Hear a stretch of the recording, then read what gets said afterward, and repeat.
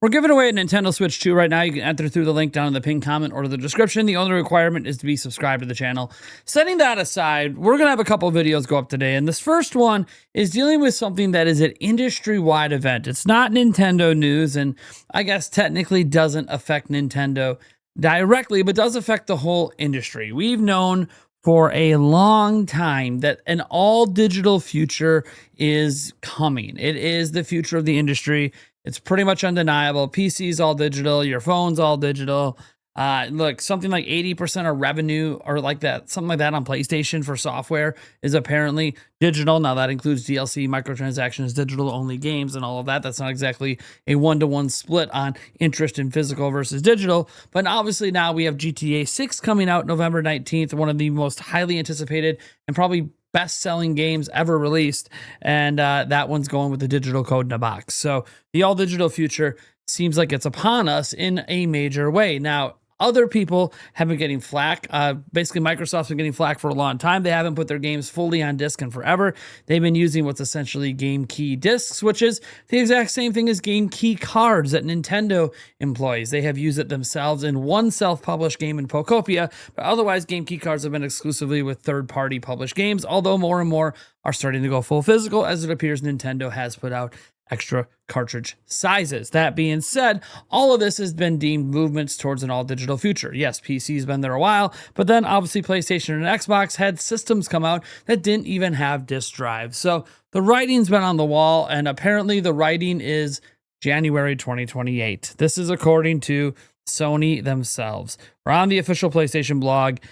Physical disc production ending January 2028 for new games releasing on PlayStation consoles. That's right, this is all games. So in response to shifting trends in consumer preference, new games will be released on PlayStation Store and at retailers in digital formats only. So like those digital download cards.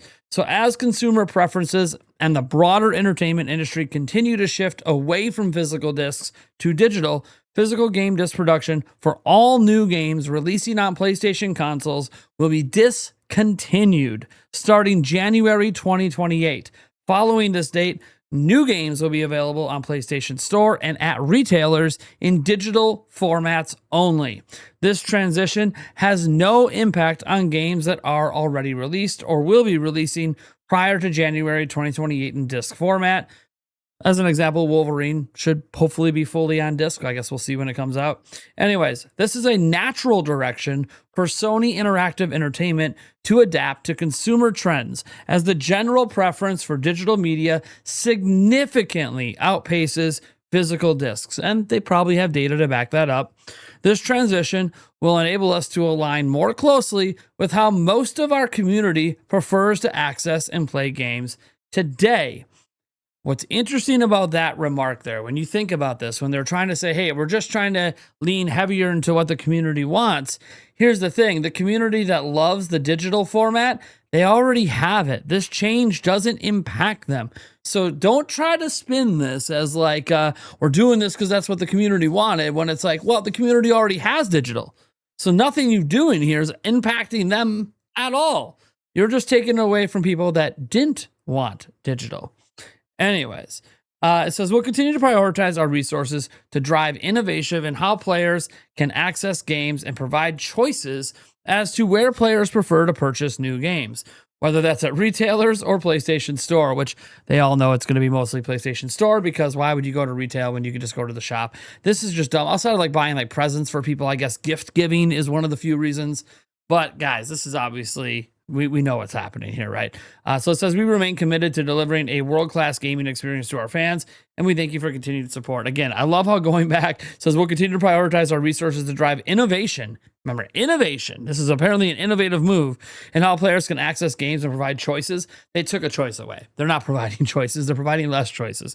Anyways, here's the interesting part. You think the news would stop there, like, hey, we got to talk about this all digital future. Nintendo's sort of the last bastion standing. We all kind of figured that would be the case. We just thought maybe we had at least until PlayStation 6 was announced.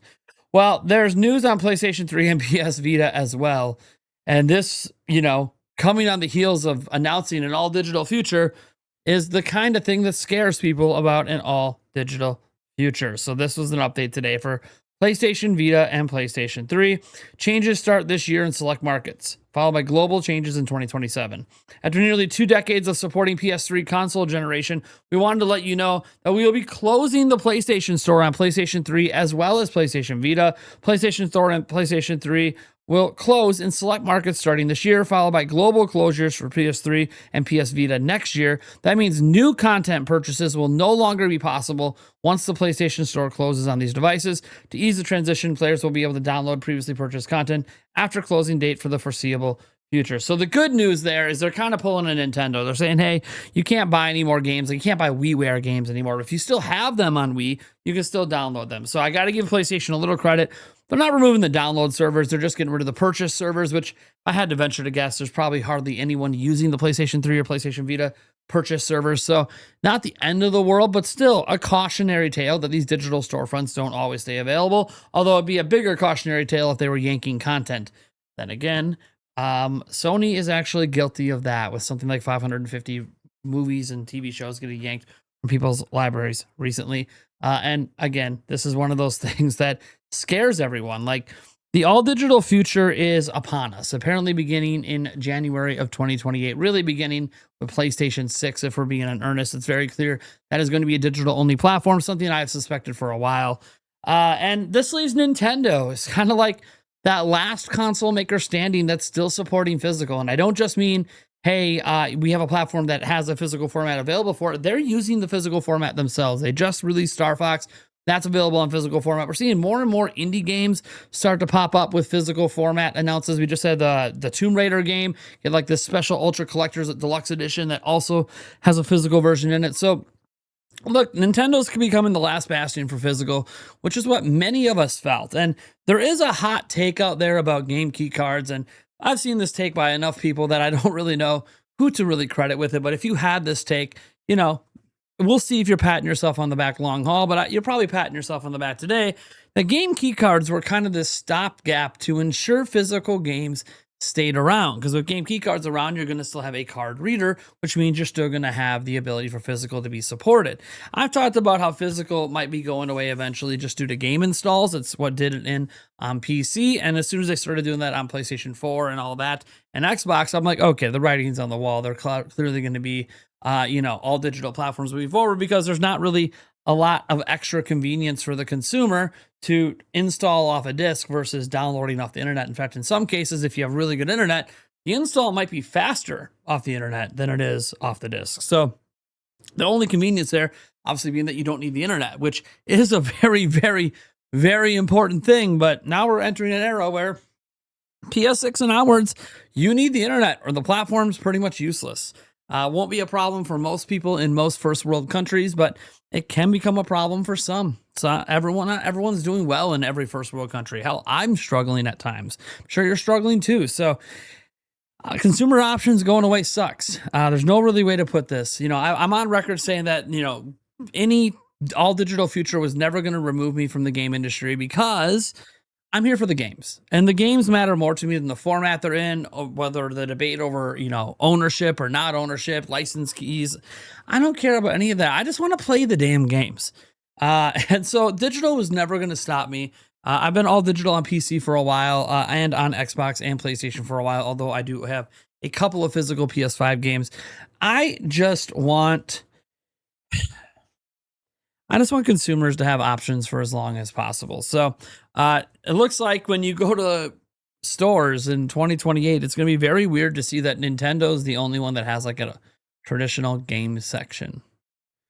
Also, who's probably really hurt by this is GameStop. They were just kind of given an expiration date on their business, because I don't think Nintendo games alone will be enough to lift them. Now, obviously, retro can keep them going for a little bit, but the writing's on the wall long haul that, like, I know they made a shift and they're trying to buy eBay and all this other stuff, but the writing's kind of on the wall that while GameStop's sitting okay because they used all that stock stuff to get themselves out of trouble, reality is that, like, the business of selling brand new video games is going to be dwindling, and obviously that can affect the used game market, because without people buying new games, there's not used games to buy, and there aren't going to be new games available to buy for PS6 physically.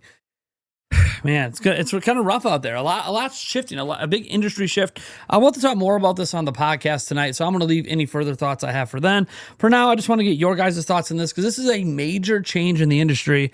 We have our first major sign that physical games are going away, and Nintendo is the last one standing. And maybe game key cards are enabling them to stick around in physical even longer. Now that we're seeing literally everyone else, Microsoft left it a long time ago. Sony's leaving next year, or really, well, 2028. They're giving it all of 2027. Man, times are changing. Are they good or bad? I don't know. I guess it depends on your perspective.